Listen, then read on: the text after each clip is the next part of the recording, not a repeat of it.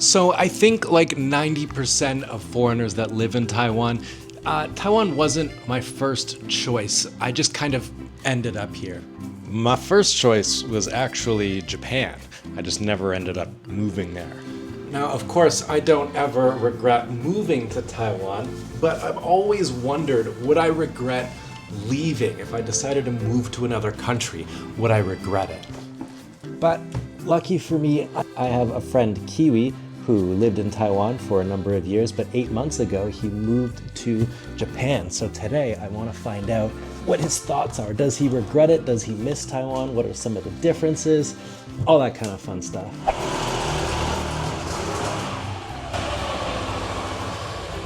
So we're gonna go to Fengjia, find Kiwi, ask him some questions. I found a video of this exact area right there in 1989. It's the exact same wall in 1989. I'll show you guys the video here, you can see the difference. There's all kinds of other places around this area from 1989. I'll find other videos. I'll try and match the exact shots.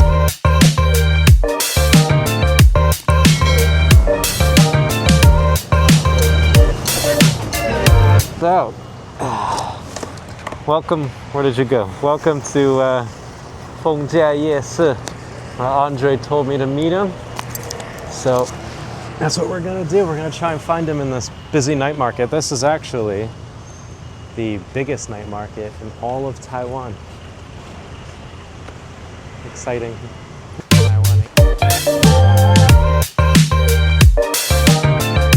This is like Taichung's knockoff Shibuya crossing. Like when your mom says we have Shibuya crossing at home, this is what you get. I want to get a Bulbasaur. Bulbasaur is always my starter Pokemon. You piece of shit. Fucking letting that go. I'm getting a Bulbasaur.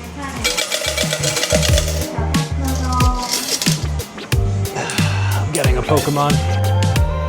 Because he likes to sleepy fuck. For the low price of like 70 NT.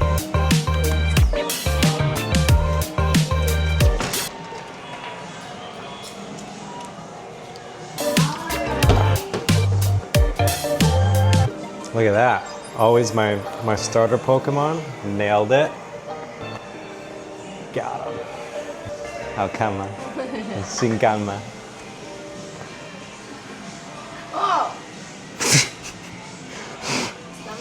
Very high quality product, as you can tell.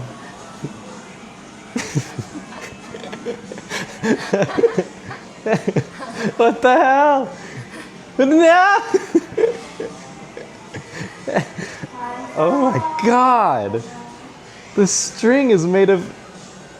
I've never seen a string break apart so easily before. That's crazy. And here you have the man of the hour, the man himself. Kiwi. Yep. 8 months ago, you left this land. I did. You left Taiwan and you moved to Japan. I sure did. My simple question is, do you regret it?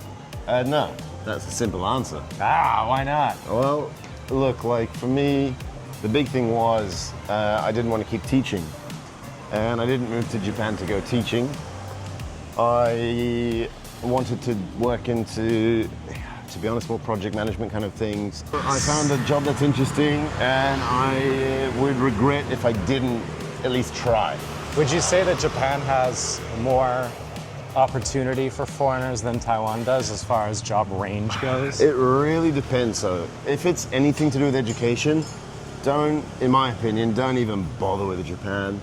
Especially teaching, don't bother. The pay is awful, the hours are horrendous. What's interesting actually, since I started living there, loads of LinkedIn Taiwan jobs are popping up. Like there is a lot here as well.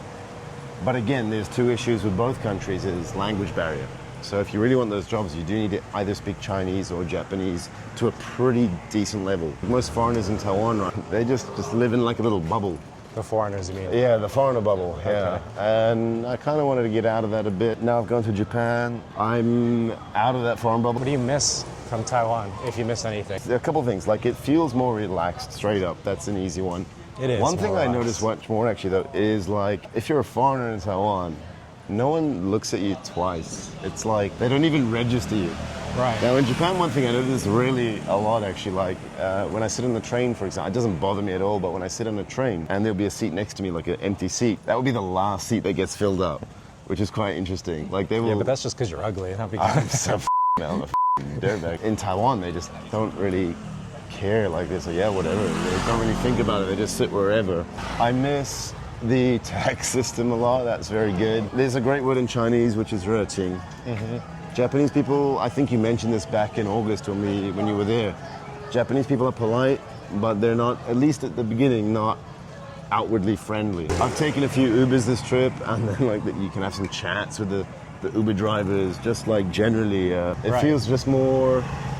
Welcoming? You can kind of, definitely more welcoming. You just feel a bit more relaxed. You don't have to stress so much in a way. I got too complacent. That was, for me, because I want to do more things and different things, that's kind of why I left. I felt I got really complacent. I think a lot of foreigners sometimes really enjoy the relaxed lifestyle, the easy lifestyle that we have here in Taiwan, and then suddenly you wake up, you're 45, and you've been working in the same bushiban you have since you were 25. That is my worst nightmare.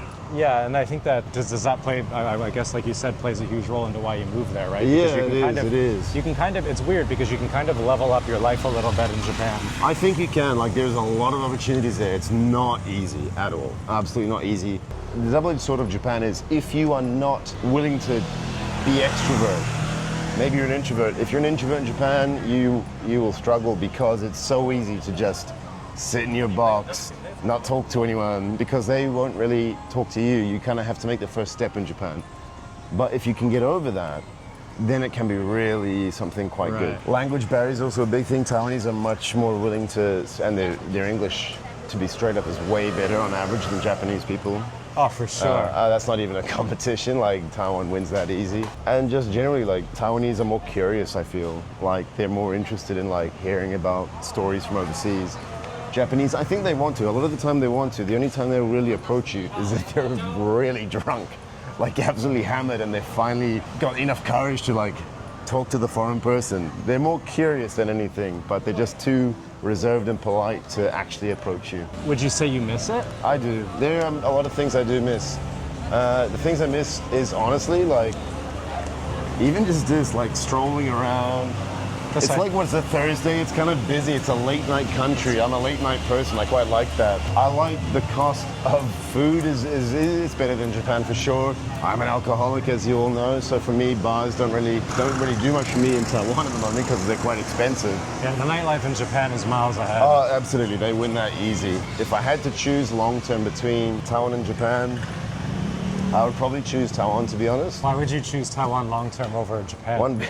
One big thing, the tax is an awful thing in Japan. So one thing that really bothers me in Japan is when you want to try to change something or do something a bit different, it's just a no-go. Like, I mean, anything to do with whether it's regulations or rules, could we talk about it, could we negotiate it? It just doesn't really work there. Taiwan is a lot more flexible, and I really like that kind of flexibility, that more chill mindset. Yeah, I thought Taiwan was pretty intense in a way when I first got here. Right. And after being in Japan, like, Japan's very quiet, but also very loud at the same time, like in certain places. Taiwan's kind of loud and noisy, here, scooters and all that. People just crack on. Japan's more like following almost like a guidebook of life. Like, I do a university, I do this job, and I do it for a set amount of years, and then I finish that, and then I go to the next one. Like, do you ever see yourself moving back to Taiwan? Yeah, I do, absolutely. I mean, look, if it was an ideal world, I'd spend a few months in Japan a year and probably maybe 8 months Taiwan, 4 months Japan. That would be epic. That would be amazing. I mean, I've never lived in Japan, but I think the general consensus is that life in Taiwan is a lot more relaxed, a lot more easier. Things happen a lot more easier. It's like the gears are a little bit more greased here, so things happen a lot easier here. Throughout all kinds of different levels of life. It doesn't matter what you're trying to do, it just happens easier here than it does in Japan. I think that foreigners like Japan because there's a little bit more structure, there's a little bit more clarity as to what Japan is and what Japan isn't. It is, yeah. Whereas Taiwan's a bit of a flip-floppy, it is you can kind of make it your own type of thing. Yeah, you can kind of do, you can kind of like, it's a bit more like a Play-Doh. You can kind of really you know, do something with it, which is quite fun. It's good to have you back. If not, It is. you know, just for a visit. Yeah. Hopefully you'll be back again soon. I'll probably I'll always hop be back on to over Taiwan. to Japan to visit you. Yeah. Your Don't go in the fancy summer, life. dude. No, I made that mistake last year. Go in September, October. It's much nicer. Yeah. Much nicer. It's awful in August. So yeah, this video would have been a lot better if he said he loved Taiwan and he regrets leaving and all that kind of stuff, but he doesn't. Sometimes people have to move on to other things, move on to other places, and level up their life. I don't know if I would ever regret leaving. I don't really plan on leaving Taiwan. I like my life here too much. The lifestyle here is very much my style, and I enjoy it. And I hope you enjoyed this video. If you did, hit the subscribe button. It helped me out a lot. Follow me on Instagram at Prosy_SR, and I'll catch you guys next week for another video.